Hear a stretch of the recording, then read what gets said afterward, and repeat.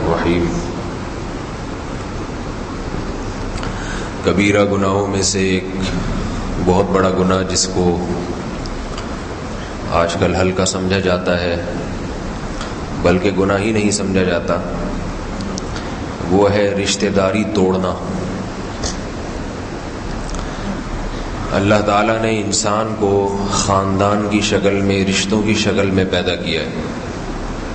کوئی بھی دنیا میں ایسا نہیں جس کا کوئی رشتہ دار نہ ہو، اور خاندان کو دو حصوں میں تقسیم کیا ہے، ایک ددیال ننیال والا خاندان اور ایک سسرال والا خاندان۔ هو الذی خلق من الماء بشرا فجعله نسبا وصہرا، فرمایا اس نے ایک پانی سے انسان کو بنایا اور اسے نسب والا اور سسرال والا بنا دیا۔ یہ کافر کا نظریہ ہے کہ ہم اکیلے ہیں، کتوں سے محبت کر رہے ہیں، کتوں کے نام جائیداد کر رہے ہیں۔ اللہ تعالیٰ کی طرف سے انسان کو بہت سخت تاکید ہے کہ وہ یہ دیکھے کہ اس کے کون کون سے رشتے ہیں، جو جتنا قریبی ہے اس کا اتنا ہی زیادہ حق ہے۔ قرآن مجید میں اللہ تعالیٰ نے رشتہ جوڑنے کی، جو خونی رشتے ہیں ان کو جوڑنے کی بہت تاکید کی ہے، اور منافقین اور کافروں کی یہ علامت بتائی ہے کہ وہ خونی رشتوں کو توڑتے ہیں۔ الذین ینقضون عہد اللہ من بعد میثاقہ ویقطعون ما امر اللہ بہ ان یوصل، فرمائیے منافق اور کافر لوگ اللہ سے کیے ہوئے عہد کو بھی توڑتے ہیں اور اس رشتہ داری کو بھی توڑتے ہیں جس کو جوڑنے کا اللہ نے حکم دیا ہے۔ اس کو صلہ رحمی کہا جاتا ہے قرآن حدیث کی زبان میں، رحم رشتے کو جوڑنا۔ رسول اللہ صلی اللہ علیہ وسلم نے فرمایا لا يدخل الجنت قاطع، رشتہ داری کو توڑنے والا جنت میں داخل نہیں ہو سکتا، چاہے نماز پڑھے، تہجد پڑھے، کتنا ہی نیک کیوں نہ ہو۔ اور فرمایا الرحم معلقۃ بالعرش یقول من وصلنی وصلہ اللہ ومن قطعنی قطعہ اللہ۔ اللہ تعالیٰ نے رشتہ داری جو ہے نا، خونی رشتوں کو ایک شکل دی ہے، صورت مثالیہ، وہ اللہ کے عرش سے وہ لٹکی رہتی ہے رشتہ داری، اور یوں دعا مانگتی ہے کہ اللہ جو مجھے جوڑے تو اس کو جوڑ کے رکھ، اور جو مجھے توڑے تو اس کے ٹکڑے کر دے، اس کو برباد کر دے۔ تو یہ دعا اس کی قبول ہوتی ہے، لہذا جو رشتوں کو جوڑتا ہے اللہ اس کو بھی جوڑ کے رکھتے ہیں، یعنی اس کے بھی کام بناتے رہتے ہیں، اور جو رشتوں کو توڑتا ہے اللہ اس کو بھی توڑ دیتے ہیں، یعنی اس کے سارے کاموں کو بکھیر دیتے ہیں، اس کی زندگی سے برکت اور سکون چھین لیتے ہیں۔ اس کی حدیث میں فضیلت بھی بہت ہے، جہاں وعیدیں ہیں کہ رشتوں کو توڑنے پر عذاب ہے، وہاں رشتوں کو جوڑنے پر فضائل بھی بہت ہیں، بہت نیکیاں ہیں۔ تو اس سے پہلے یہ سمجھنا ضروری ہے کہ رشتوں سے کون سے رشتے مراد ہیں، کن رشتوں کی زیادہ تاکید ہے جوڑنے کی۔ آج سگے بھائی سے برا سلوک ہوتا ہے اور دوستوں سے اچھا سلوک ہو رہا ہے، اس پہ فخر بھی کرتے ہیں لوگ۔ باپ سے برا سلوک ہو رہا ہے، دفتر میں جو باس ہے اس سے اچھا سلوک ہو رہا ہے۔ تو یہ ساری اللہ اس کے رسول کی تعلیمات پر عمل نہ کرنے کا نتیجہ ہے۔ تو رشتوں میں جو سب سے پہلے ہے وہ تو والدین ہے، ان کا تو اللہ نے الگ سے حق بیان کیا، اس پر تو بیان بھی ہو چکا۔ باقی رشتوں میں سب سے پہلے بھائی بہنوں کا رشتہ آتا ہے، بھائیوں کا اور بہنوں کا۔ ان رشتوں کی طرف آج کل لوگوں کی زیادہ توجہ نہیں ہے۔ بھائی ناراض ہوگا، 2 سال سے بات چیت بند ہے، تو یہ کہتے ہیں میری بلا سے بند ہے تو بند رہے، مجھے کیا، میری صحت پہ کوئی اثر، میں کوئی اس سے پیسے تھوڑی لیتا ہوں، میرا محتاج تھوڑی ہے وہ۔ ایک ہی گھر میں 2 بھائی رہتے ہیں، 2 سال سے 3 سال سے ناک منہ چڑھائے ہوئے ہیں دونوں نے، ایک ادھر دیکھتا ہے، دوسرا دوسری طرف اس کو دیکھ کے منہ پھیر لیتا۔ بھائی بہنوں میں لڑائیاں ہیں، سگی بہنوں میں لڑائیاں ہیں، پڑوسی تو بہت بعد میں آتے ہیں جا کے، سگے بھائیوں میں سگی بہنوں میں لڑائیاں، تو یہ بہت بڑی وعید ہے اس پر۔ پھر بھائی بہنوں کے بعد سب سے قریبی رشتہ ہے باپ کے جو رشتہ دار ہیں، یعنی چچا اور پھپھی، اور ماں کے رشتوں میں خالہ اور ماموں۔ ان کا شریعت نے بہت زیادہ حق بیان کیا ہے. یہ محرم رشتوں میں آتے ہیں، ان کا پردہ نہیں ہے ایک دوسرے سے. پھوپھی کا اپنے بھتیجے سے پردہ نہیں ہے، چچا کا اپنی بھتیجی سے پردہ نہیں ہے، ماموں کا اپنے بھانجے سے پردہ نہیں ہے، اور خالہ کا ماموں کا اپنی بھانجی سے اور خالہ کا اپنے بھانجے سے. تو یہ بھی خونی رشتوں میں ہے کہ زیادہ قریب ہیں ایک دوسرے کے، تو ان کا دوسروں کی نسبت زیادہ خیال ہے. باپ کے رشتوں کا وہی احترام ہے جو باپ کا ہے، اور ماں کے رشتوں کا وہی احترام ہے جو ماں کا. اللہ کے رسول صلی اللہ علیہ وسلم نے فرمایا الخالۃ بمنزلۃ الام، خالہ بھی ماں ہی کی طرح ہوتی ہے، خالہ بھی ماں کی طرح ہوتی ہے. لوگ کئی عرصہ سال گزر جاتے ہیں، ان رشتوں سے ملے نہیں ہوتے ہیں، ملاقات نہیں کی ہوتی. ایک مرتبہ حضرت ابو ہریرہ رضی اللہ تعالی عنہ کسی مجلس میں بیان فرما رہے تھے. ان کا معمول تھا روز ہر ہفتے جمعرات کے دن بیان کرنے کا. لوگ آپ کے حلق میں درس میں بیٹھے ہوئے تھے، تو آپ نے فرمایا کہ اگر کوئی ہماری مجلس میں ایسا ہے جو رشتہ داری کو توڑتا ہے تو وہ اس مجلس سے چلا جائے، کیونکہ اللہ کے نبی نے فرمایا کہ جس مجلس میں رشتوں کو توڑنے والا بیٹھا ہوتا ہے اس میں اللہ کی رحمت نازل نہیں ہوتی. ایک نوجوان اٹھا، گھر گیا اور اپنی پھوپھی سے 2 سال سے بات چیت بند کی ہوئی تھی اس نے، 2 سال سے. تو اپنی پھوپھی کو منانے کے لیے چلا گیا ان کے پاس. جب ان کی پھوپھی نے دیکھا کہ 2 سال کے بعد میرا بھتیجا مجھ سے ملنے کے لیے آ رہا ہے تو وہ بڑی حیران ہوئی اور تعجب سے پوچھا کہ بھائی یہ کیسے؟ تو اس نوجوان نے کہا کہ حضرت ابو ہریرہ صحابی رسول رضی اللہ تعالیٰ عنہ سے میں نے یہ حدیث سنی، یہ بات سنی، تو مجھے بڑی شرم آئی کہ میری وجہ سے اس مجلس پر اللہ کی رحمت نازل نہ ہو، تو میں آپ سے معافی مانگنے کے لیے آیا ہوں. میں آپ سے جو ہے نا، غلطی کس کی بھی ہو، میں آپ سے معذرت کرنے کے لیے آیا ہوں. تو تھوڑا سا انسان اگر چھوٹا بن جائے، ہوتا یہ ہے کہ انسان اپنی ناک اونچی رکھنے کی کوشش کرتا ہے کہ میں معافی کیوں مانگوں، میں کیوں مانگوں معافی. دوستوں میں تو ناک نیچی کر لے گا، اس سے مفاد ہوتے ہیں.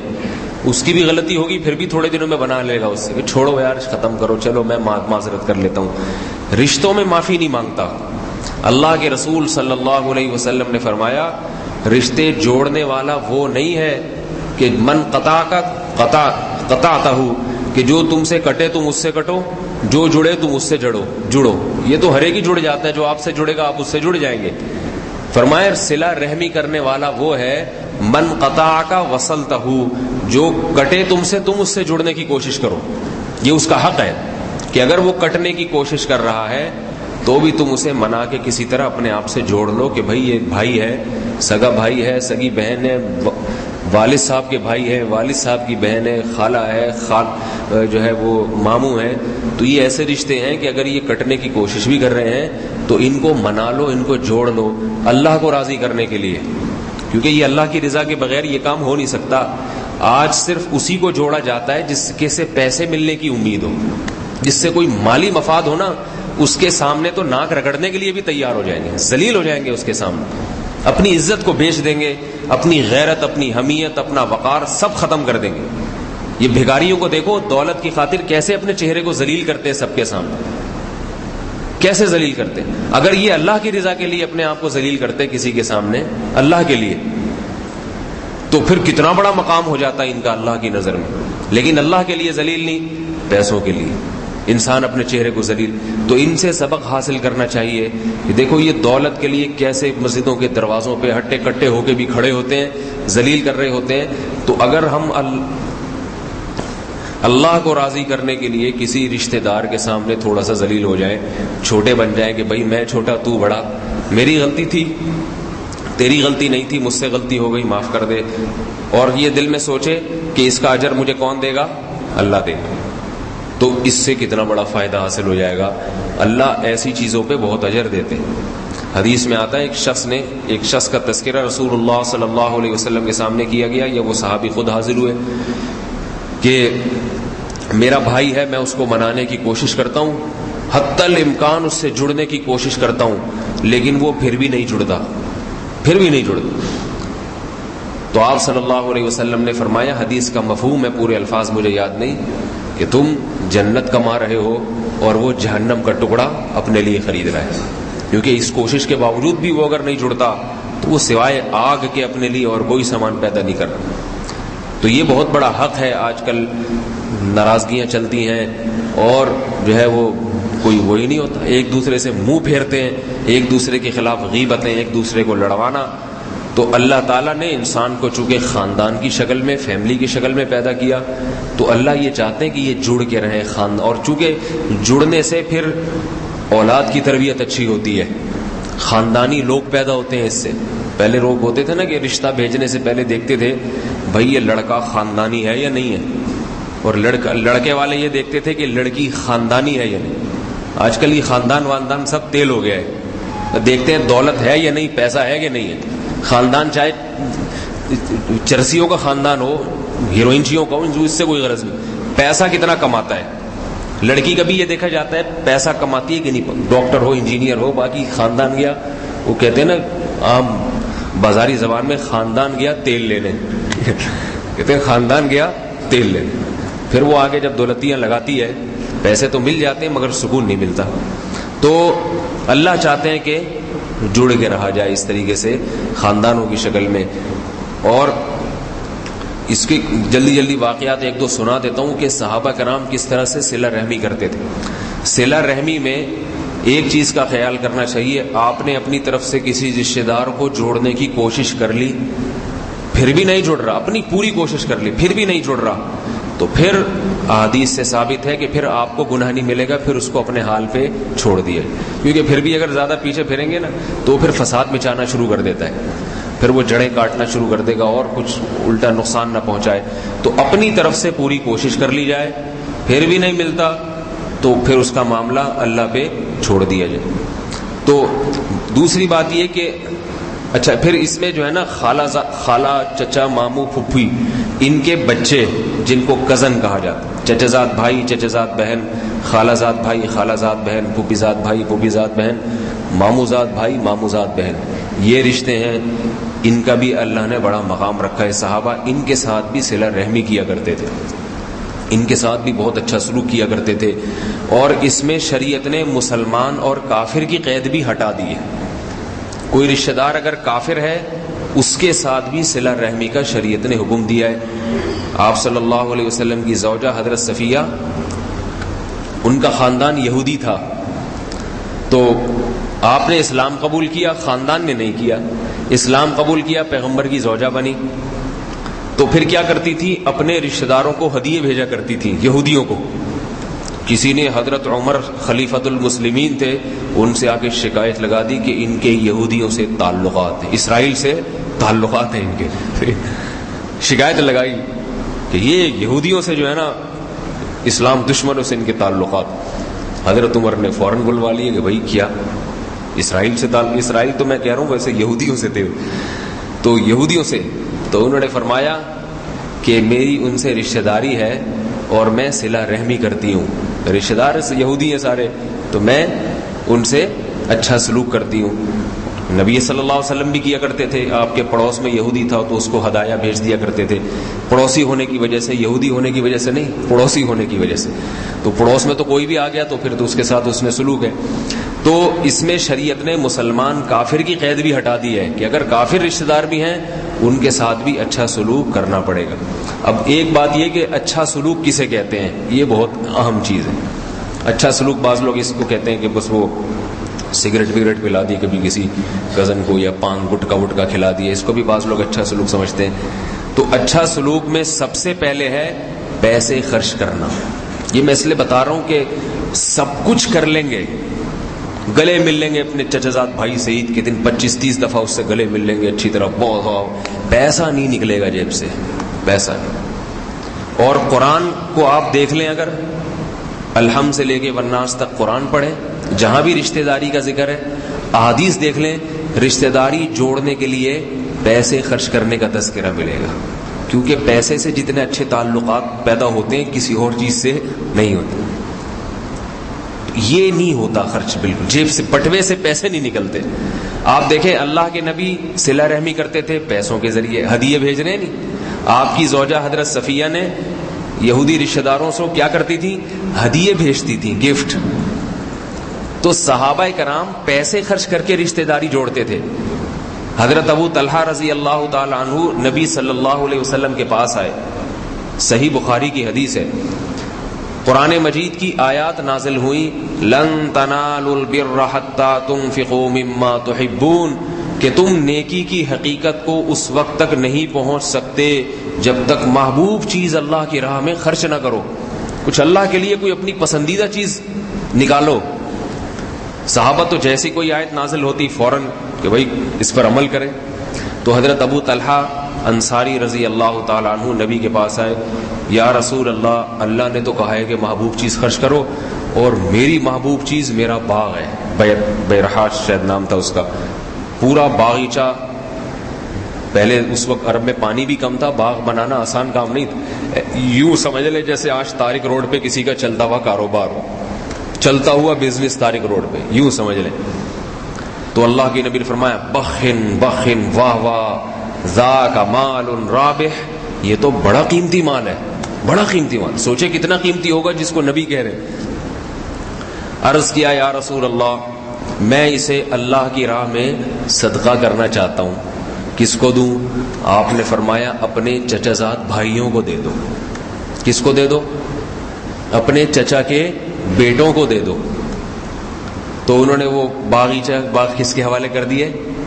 تو دیکھو اللہ کے نبی نے رشتہ داری جوڑنے کے لیے ان کو باغ خرچ کرنے کا حکم دیا کہ اس میں باغ بھی ہو جائے گا اور چچا زاد بھائی خوش بھی ہو جائیں گے. جب ہوں گے تو آپس میں ساری زندگی پھر کبھی دوستی ختم نہیں ہوگی. کبھی ان کو خیال آئے گا نا کوئی جھگڑا ہوگا, بھائی کیسے ختم کریں, پورا باغ اس کا دیا ہوا ہے, یہ جو کھجورے کھا رہے ہیں, انگور کھا رہے ہیں یہاں بیٹھ کے, یہ سارے چچا زاد بھائی نے تو دیے تھے. بار بار رہ کے خیال آئے گا. آج کل تو نہیں آتا, 6 دکانیں بھی طارق روڈ کی پکڑا دیں, پی کے بیٹھ جائے گا آرام سے تھوڑے دن میں, لیکن بہرحال اپنی طرف سے آپ کا فرض تو ادا ہو جائے گا نا. تو اللہ کے نبی نے رشتہ داری جوڑنے کے لیے کیا حکم دیا؟ پیسے. پیسے تو بہن کوئی بیوہ ہے, کوئی طلاق یافتہ گھر میں بیٹھی ہوئی ہے, خرچ کریں اس کے اوپر. لوگ ایک بوجھ سمجھتے ہیں, مصیبت آ گئی, بھگاتے ہیں اپنے گھر سے, جاب کرو جا کے, ہم نے شادی کر کے رخصت کر دیا تھا, اب ساری زندگی کی ٹینشن ہم نے نہیں لی ہے, اب جاب کرو جا کے. نہ اس کے بچوں پہ خرچ کریں گے, نہ بہن پہ خرچ کریں گے, اور اس کو جاب کروائیں گے کہ تم جاب کرو, اپنا کماؤ, اپنے بچوں کا, ہم سے پیسے نہیں مانگنا, کیونکہ ہم نے اگر پیسے خرچ کیے تو ہمارے جیب میں پیسے کم ہو جائیں گے. تو میرے بھائی یہ یہودی کی سوچ ہے کہ پیسے خرچ کرنے سے کم ہوتے ہیں. اسلام نے ہمیں یہ سوچ نہیں دی ہے. اللہ نے بار بار قرآن میں کہا ہے وما انفقتم من شیء فهو یخلفه. اللہ جہاں خرچ کرنے کا حکم دے رہا ہے, اگر کرو گے تو اللہ واپس لوٹائے گا, غریب نہیں کرے گا اللہ. اس لیے اللہ نے تھوڑی خرچ کرنے کا حکم دیا ہے کہ کرو گے تو پھر کل تمہیں بھوکا رکھے گا. وہ کسی کنویں کا پانی ہے, جتنا نکلے گا تازہ پانی اس میں آ جائے گا, کھڑا رہے گا پانی تو سڑتا رہے گا وہاں پہ, دیکھنے میں لگے گا کہ کم نہیں ہو رہا, لیکن اس پانی میں سڑاند پیدا ہو جائے گی, جراثیم پیدا ہو جائیں گے. تو جو آدمی اللہ کے لیے خرچ نہیں کرتا اس کے پیسوں میں جراثیم پیدا ہو جاتے ہیں, اس کے پیسوں سے برکت چھین لی جاتی. اگر کوئی غریب بھائی ہے, ایک بھائی کو اللہ نے دولت زیادہ دے دی ہے, دوسرا غریب ہے, تو تھوڑا اس کو کبھی لفافے میں ڈال کے تھوڑے سے پیسے پارسل کر دی, بھائی یہ لے تو 10,000 میری طرف سے ہدیہ. جیسے ایک مثال دے رہا ہوں, آپ 10 لاکھ دے دیں, 10,000 دے دیں, 100 دے دیں, جس کی جو ہے. تو اس میں خلاصہ یہ کہ سب سے پہلی چیز کیا ہے رشتہ داری جوڑنے میں؟ پیسہ. پیسہ ایسی بہترین ایلفی ہے کہ ایلفی سے بنی ہوئی چیزیں پھر بھی ٹوٹ جاتی ہیں, پیسے سے جو چیزیں جڑتی ہیں نا. آج کل تو ویسے بھی پیسے کی محبت بہت ہے, پیسے دیکھ ایک دم 100 اتنے سارے نوٹ آئے ہیں, دل باغ باغ ہو جاتا ہے. تو سب سے پہلی چیز کیا ہے رشتہ داری میں؟ پیسہ خرچ کیا جائے. یہ نہیں کرتے خرچ. بعض دفعہ تو رشتہ دار پہ پیسہ خرچ کرنا فرض ہو جاتا ہے, اگر کوئی نہیں ہے اور اس کو ضرورت ہے تو آپ کو کرنا پڑے گا, عیدی سینٹر میں نہیں جمع کرا کے آ جائیں اس کو.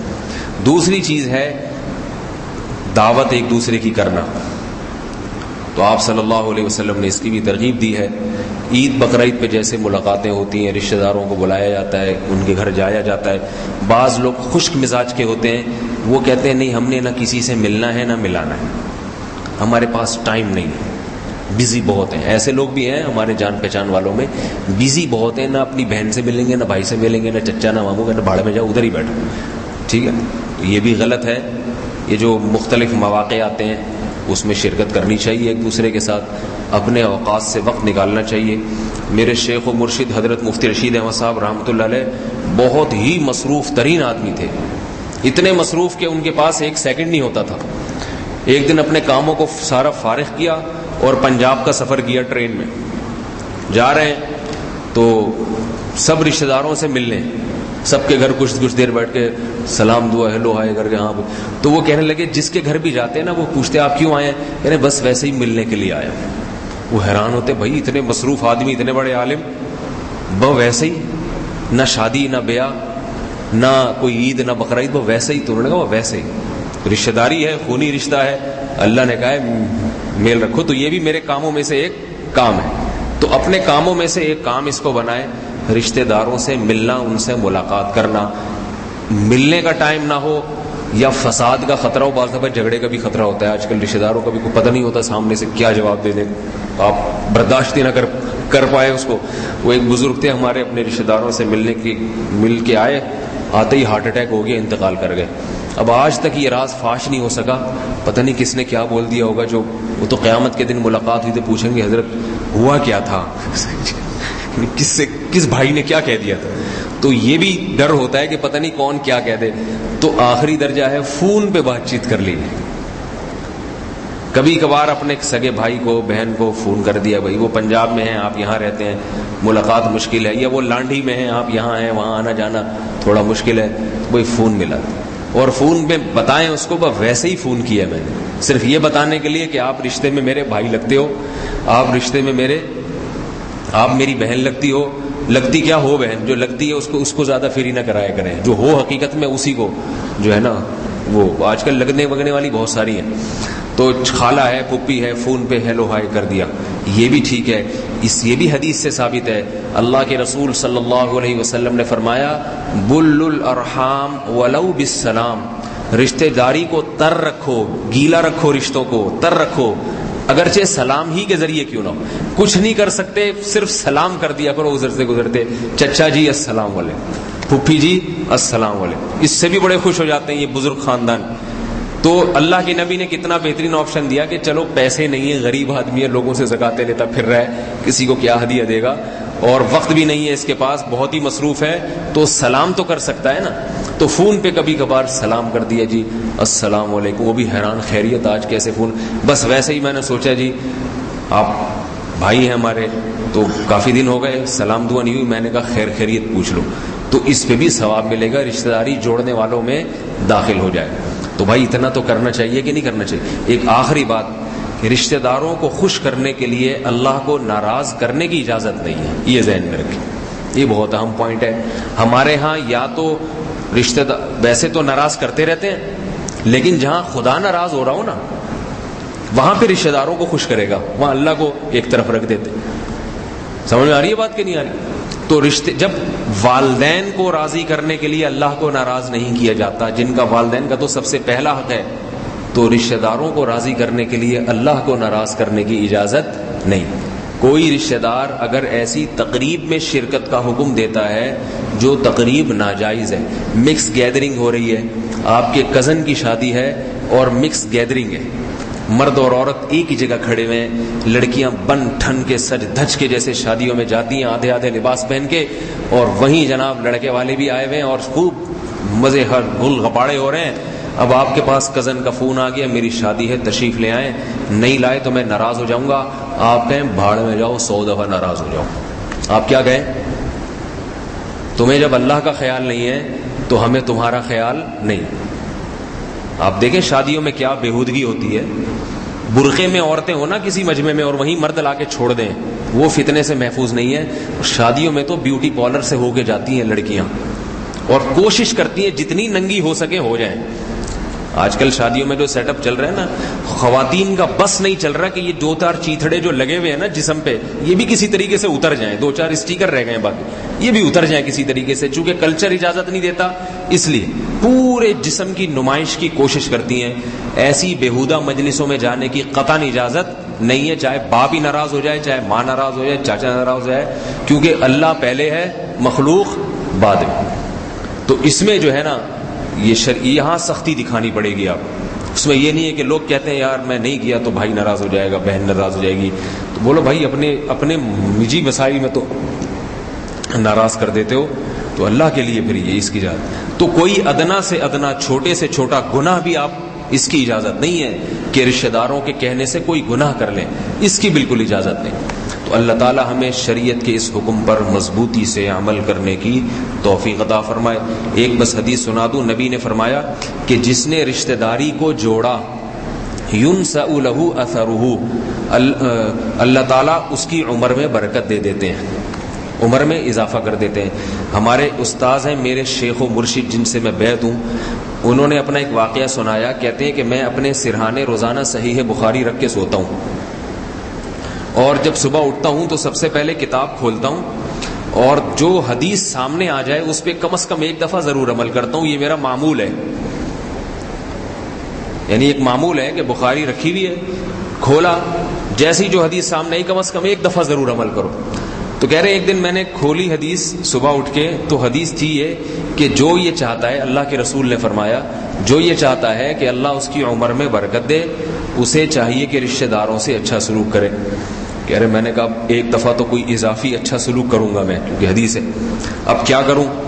تو کہہ رہے ہیں کہ مجھے بہت شدید ضرورت تھی 25,000 روپے کی، اور اس ضرورت کے لیے میرے پاس پیسے رکھے ہوئے تھے 25,000 روپے.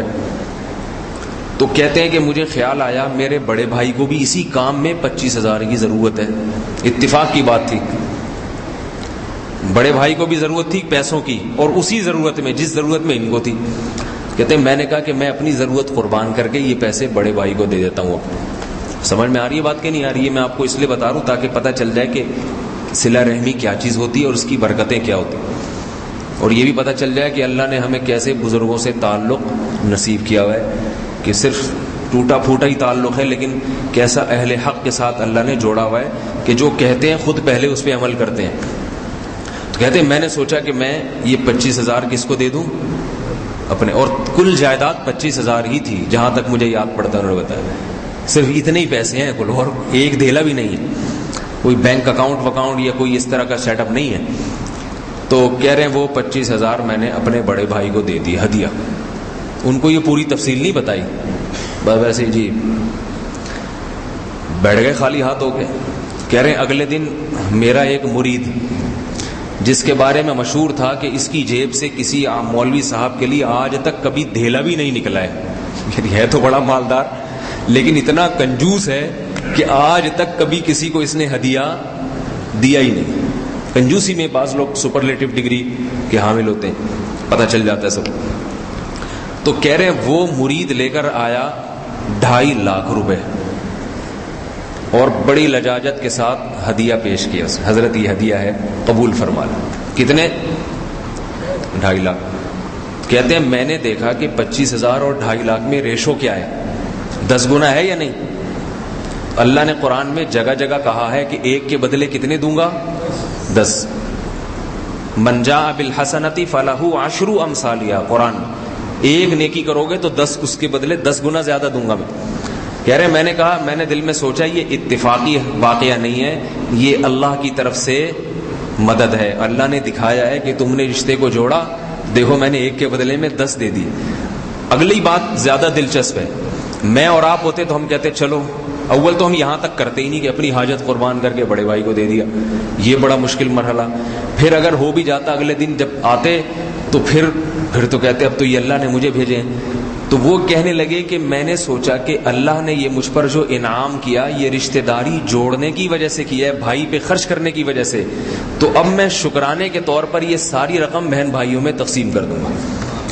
سمجھ میں نہیں آ رہی بات؟ تو ان کے ماشاءاللہ 9 بھائی اور 1 بہن. 2 بھائی جہاد میں شہید ہو چکے ہیں، تو 7 بھائی اور 1 بہن، 8 افراد میں، بھائی بہنوں میں ان کو نکال دیں تو 6، یعنی 7 افراد میں انہوں نے یہ 2.5 لاکھ کی رقم اپنے بہن بھائیوں میں تقسیم کر دی ساری کے ساتھ. پھر 0 میٹر ہو کے بیٹھ گئے دوبارہ سے. ٹھیک ہے نا، کہ بس اللہ نے ایک انعام کیا تو کتنی بڑی فضیلت کی چیز ہے، انہی میں تقسیم کر دو. تو یہ واقعہ سنانے کا مقصد یہ ہے کہ دیکھو بھائی جو عمل کرتے ہیں اس طرح بھی کرتے ہیں. ہم اور آپ میں اتنا دم حوصلہ نہیں ہے. کہیں آپ پتہ چلا ابھی 25 روپے خرچ کر کے ٹرائی کریں کہ صبح 250 ملتے ہیں کہ نہیں ملتے. ٹرائی جو کرتا ہے نا، جس کا ایمان کامل نہیں ہے، توکل کامل نہیں ہے، اس کو پھر اتنی چیزیں، اتنی بڑی نیکیاں افورڈ نہیں کر سکتا. وہ اس کو پھر چھوٹے موٹے 50-60 ہی میں گزارا چلائیں آپ. وہی والا قصہ ہو جائے گا. وہ ایک گوالا، اس کی بھینس جو ہے دودھ دیتی تھی، دودھ میں کمی تھی، تو مولوی صاحب نے اسے کہا کہ بھائی یہ نماز پڑھا کرو، دودھ بڑھ جائے گا بھینس کا. تو وہ نماز پڑھنے کے لیے آیا تو دیکھا دودھ بڑھنے کے بجائے ایک بھینس مری ہوئی ہے. بڑا پریشان، یہ فجر پڑھ کے گیا تو بھینس ہی مر گئی. تو مولوی صاحب نے کہا اللہ تمہیں آزما رہا ہے، تھوڑا سا ٹرائی کرو ظہر میں دوبارہ. ٹھیک ہے، دیکھو دودھ ڈبل ہو جائے گا. ظہر پڑھنے آیا، نیت اس کی ذرا پڑھ کے دیکھتا ہوں برکت ہوتی ہے کہ نہیں ہوتی. اللہ کو راضی نہیں کرنا مقصد. ظہر پڑھ کے گیا تو دیکھا ایک دوسری بھینس مری ہوئی ہے. بڑا پریشان. مولوی صاحب نے کہا بس آزمائش کی آخری گھڑیاں چل رہی ہیں، تھوڑا سا ہمت کرو، اثر پڑھو انشاءاللہ، دیکھو پھر ہوگا. اثر پڑھ کے گیا تو تیسری بھینس مر گئی. تو ایک کٹا جو ہے نا بھینس کا بچہ بہت شور مچا رہا تھا. تو یہ دیہاتی اسے کہتا ہے اوئے زیادہ شور نہیں کر، تو خالی 2 نفل کی مار ہے. تیرے باپ دادوں کو مارنے کے لیے تو 4 فرض پڑھنے پڑے، تو 2 نفل پڑھوں گا مر جائے گا. شور نہیں مچا جاتا. اس کا خیال یہ تھا کہ نماز پڑھنے سے بھینس مر جاتی. تو جن میں توکل نہیں ہوتا نا، ان کے ساتھ پھر اس قسم کے معاملات ہوتے ہیں. تو یہ تو میں نے متوکلین کے واقعات سنائے صرف اس لیے کہ تھوڑی سی ترغیب ہو جائے، تھوڑا تو خرچ کر. اللہ تعالیٰ ہم سب کو عمل کی توفیق عطا فرمائے. وما علینا الا البلاغ. سب کو عمل کی توفیق عطا فرمائے. وما علینا الا البلاغ. سب کو عمل کی توفیق عطا فرمائے. وما علینا الا البلاغ. سب کو عمل کی توفیق عطا فرمائے. وما علینا الا البلاغ.